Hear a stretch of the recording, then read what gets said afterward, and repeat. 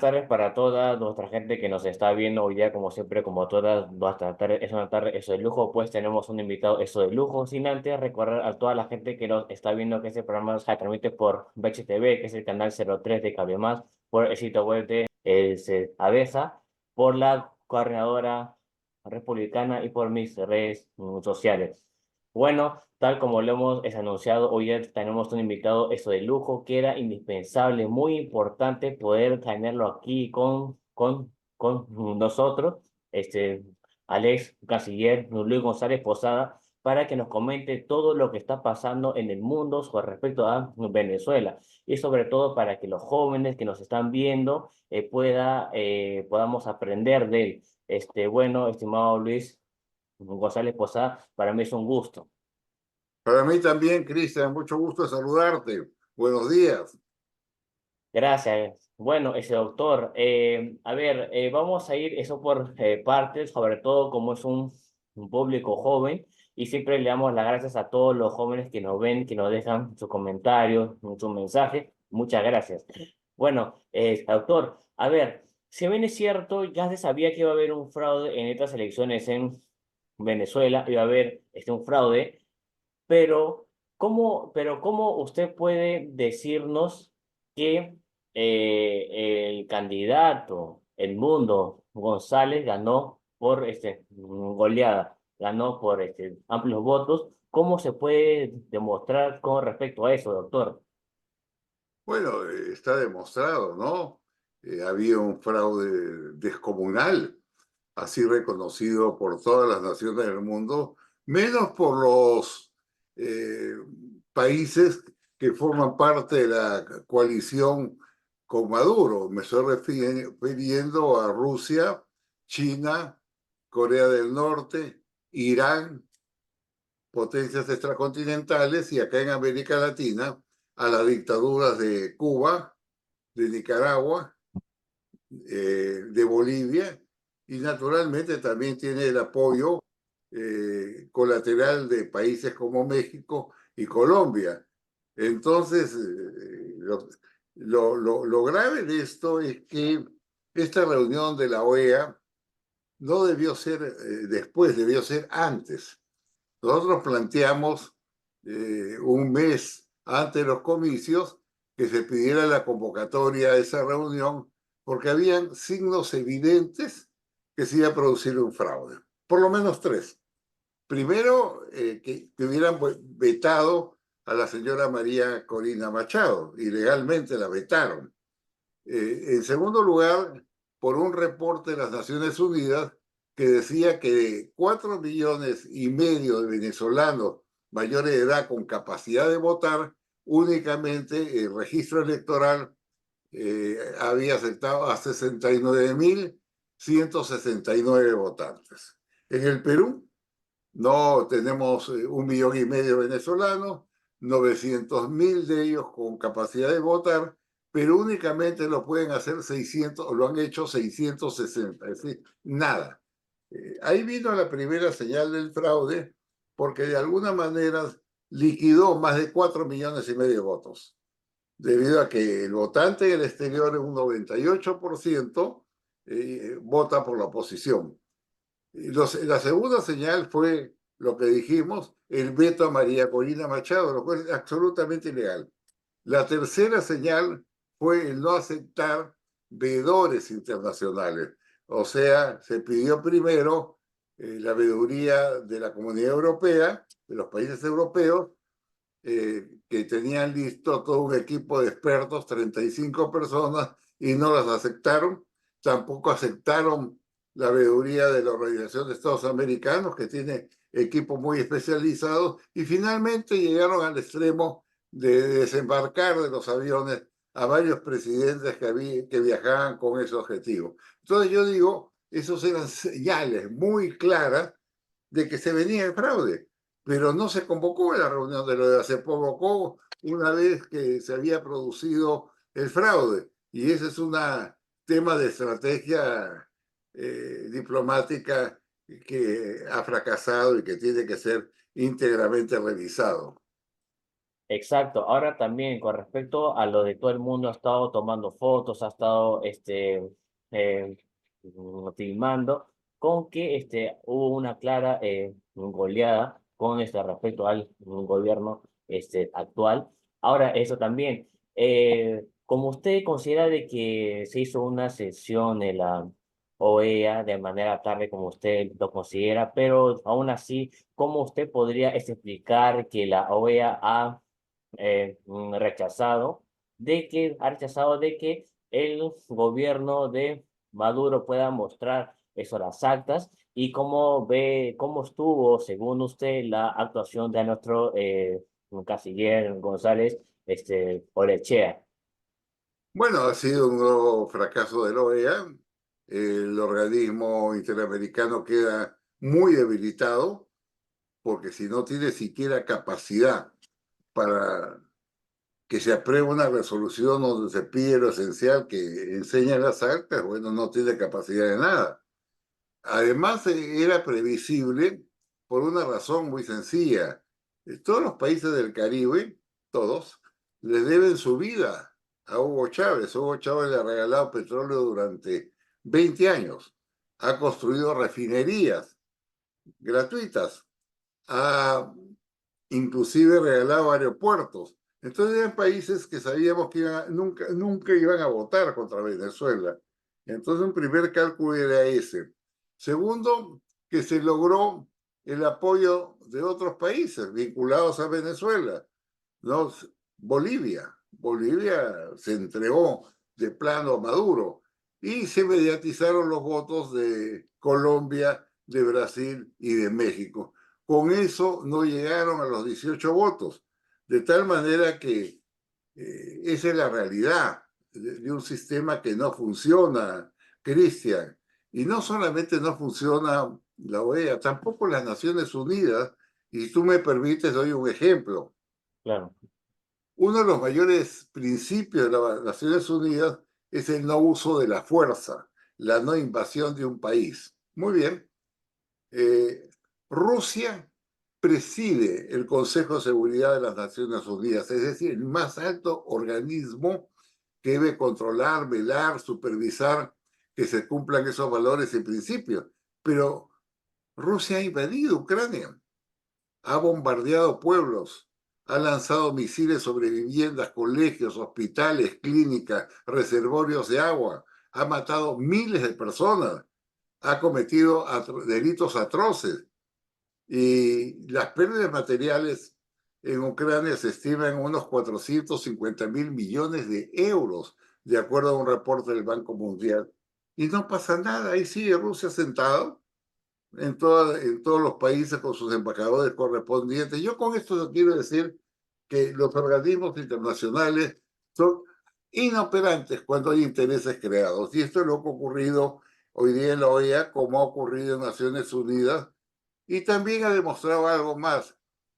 Y ese algo más es que, digamos, grupos de instituciones que han debido intervenir vigorosamente, se han debido, por ejemplo, movilizar a Venezuela, y me refiero al Parlamento andino, al Parlamento latinoamericano, al Parlamento indígena, al Parlamento amazónico, al Parlamento de UNASUR, cuya eje es la defensa del sistema democrático, ni siquiera se han preocupado de emitir un comunicado.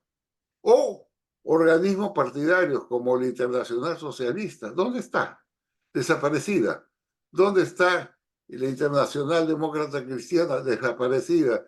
Lo que te quiero señalar es que todos estos organismos son bluff, no tienen ninguna importancia, se reúnen para eventos intrascendentes, celebrar el natalicio del Libertador, no la batalla de Junín, de Ayacucho, ahí sí están, pero cuando deberían estar, simplemente se pasan de largo. Esa es la realidad, dura, pero así es.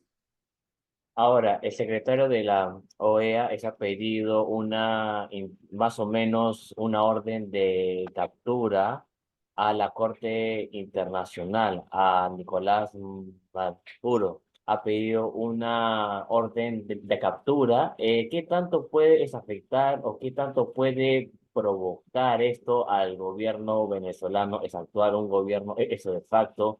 Esto podría conllevar a que haya probablemente más discordia a nivel internacional. En lo más mínimo, por una razón. El secretario general de la OEA no tiene facultades para presentar una denuncia ante la Corte Penal Internacional.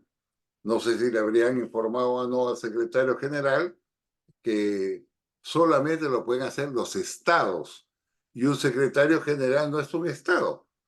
Entonces yo creo que se equivocó, eh, estuvo mal asesorado. Entonces ese tema no lo va a afectar, ¿no? No lo va a afectar porque primero no lo puede presentar y segundo, si lo presentara, lo va a rechazar la Corte Penal Internacional y será una victoria para el madurismo. Entonces hay que manejarnos en estos asuntos con seriedad, con responsabilidad y con claridad. No lo ha hecho el secretario general de la OEA. Ahora, ¿usted cómo podría explicar de que el presidente de Brasil, Lula da Silva, hace unos días antes de las elecciones, había dicho de que se tenía que respetar eso, los votos, y ahora como que ha cambiado de parecer, incluso el presidente de Colombia, Petro, incluso había gastado más de 40 millones de dólares en militarizar su frontera con Venezuela. Ahora también se cree de que a ninguno de los dos países les conviene de que haya una salida de más o menos 6 millones de venezolanos. Entonces, ¿cómo podría explicar esto de que prácticamente Chile, siendo su presidente de izquierda y que muy raro que tanto Petro como Lula no se hayan manifestado muy en contra de este fraude? ¿Usted considera de que esto podría conllevar a algo sumamente malo o que con el tiempo pueden ir eso cambiando? Yo diría primero que el presidente Boric de Chile es un hombre que siempre ha tenido una posición muy clara en defensa de los derechos humanos. Y eso debemos reconocer y saludar. Lula da Silva, no, es una persona que navega de un lado al otro lado, pero siempre está, digamos, cubriendo los gobiernos que él considera que son de izquierda. Petro ha sido un ex guerrillero colombiano. Y además es un hombre que está en aprietos. Hay una investigación de la Fiscalía de Colombia por haber recibido dinero del narcotráfico para financiar su campaña. Sus propuestas han sido desechadas, como por ejemplo convocar una asamblea constituyente. Ha perdido influencia en el Parlamento, varias bancadas que lo apoyaban se retiraron. Y bueno, ese es el juego lamentable, penoso, de un personaje como Petro. Así que tenemos que ser claros, ¿no? Mientras no haya una posición sólida, unitaria de los países democráticos de América Latina, esta gente va a avanzar. Y eso pasa, como en algún momento lo dije, por no te establecer relaciones diplomáticas con satrapías. Había la doctrina Betancourt, ¿no? Que fue esbozada por el presidente de Venezuela, Rómulo Betancourt, donde establecía que primero no reconocer a los regímenes de facto, a las dictaduras, pero tampoco reconocer a los gobiernos que nacen bajo la sombra de un fraude electoral. Entonces hay que redefinir todos estos temas a nivel de política internacional para que evidentemente no pasen sucesos como lo que estamos viendo. Ahora, yo veo dos posibles salidas. Yo veo dos posibles salidas, no sé cómo lo ve usted, o que haya una guerra civil en Venezuela. Estamos hablando prácticamente en casos conocidos como en Rumania, que haya una guerra civil en la cual los propios ciudadanos hagan un golpe de Estado, no consideraría como tal un golpe, o que simplemente haya una intervención internacional. Es decir, estamos hablando de un caso muy extremo, sé que es muy extremo, una intervención, una injerencia internacional que obligue a Maduro a salir de la presidencia.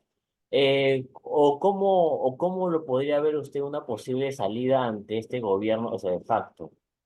Intervención internacional no va a haber, pero sería aplicar el Tratado Interamericano de Asistencia Recíproca, formar una coalición militar e invadir Venezuela, y eso es imposible. Imposible primero por la fuerza militar de venezolana, no se doblega así nomás, son muy fuertes y además tendrían la asistencia de Cuba y de otros países. Eso descartémoslos. Eso no va a suceder. No olvidemos que además que el gobierno de Maduro se sostiene en las Fuerzas Armadas.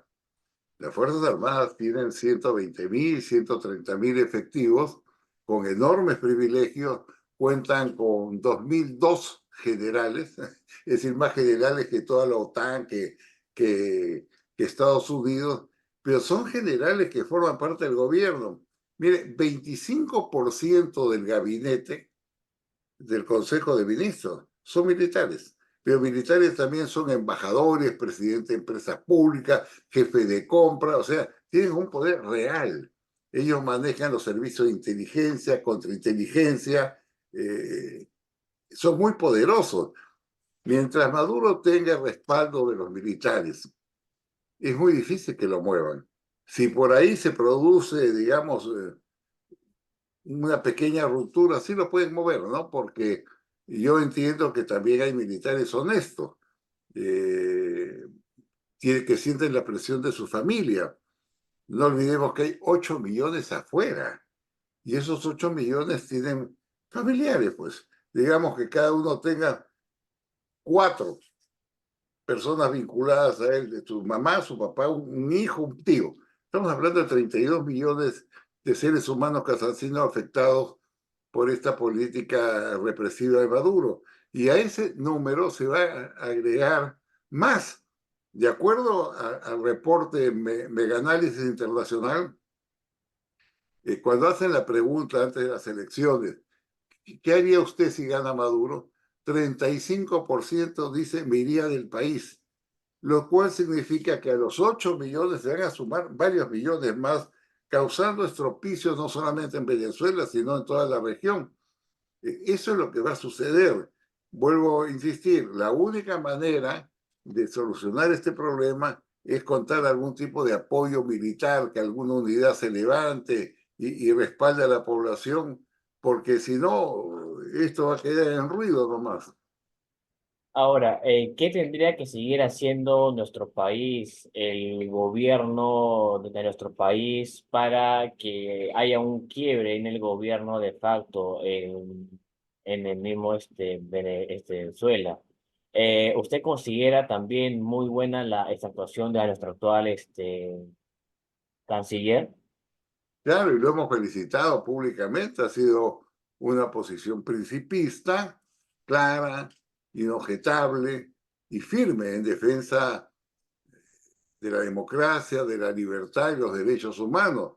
Si bien fracasó la votación en la OEA, sí tuvo un triunfo resonante las palabras del ministro, porque trasladan una cultura de valores democráticos a la comunidad hemisférica, no solo al Perú, a toda la comunidad hemisférica. Yo creo que ese mensaje los debe haber hecho reflexionar a mucha gente de lo que significa caer en una dictadura.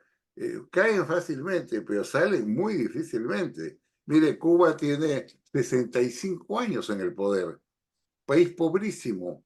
No hay libertad de prensa, libertad de asociación, libertad de partido, libertad de movilización, libertad de protesta.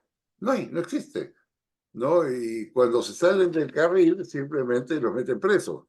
Entonces, una dictadura no sale fácilmente. Miren Nicaragua.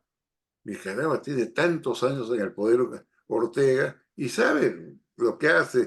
Expropia iglesias, confisca monasterios, le quita el dinero a la iglesia católica, deporta, mata, abusa de la gente. Y ahí está Ortega. Yo por eso siempre he sido de la opinión de que no podemos tener relaciones diplomáticas plenas con esas dictaduras, sino reducirlas a nivel consular, que es para que atienden, digamos, a nuestros conciudadanos, ¿no? En Venezuela tenemos 40.000 peruanos, ¿no? Que no pueden quedar tampoco desamparados, para eso están los consulados. De acuerdo, de acuerdo. Este autor, ya para ir cerrando, este autor, ¿usted considera de que María Corina Machado y el candidato Edmundo González van a es acabar presos? Porque está siendo, desde ya está siendo perseguidos. Dicen, cualquier cosa puede pasar. Están matando gente, están encarcelando. Hay una amenaza de la fiscal o del fiscal de Venezuela de ordenar la detención de María Corina Machado. No lo hacen porque eso sí ya son palabras mayores. Ahí sí habría una explosión internacional de protesta que no los puede proteger ni Putin, ni los chinos, ni los coreanos. Pero ella es una amenaza, porque es una lideresa muy fuerte, muy consistente, muy valiente e inteligente, que además ha organizado la campaña por el famoso que se reencuentra en las familias. Y esto tiene mucho impacto por las razones que le indiqué. Así que así son las cosas, pues, querido Cristian. Sí, este autor, ha sido un gusto, como siempre, siempre se aprende de usted y siempre es un placer conversar con usted, Para mí, doctor. señor, para mí. Muchas gracias. Doctor, muchas más. Gracias. Chao.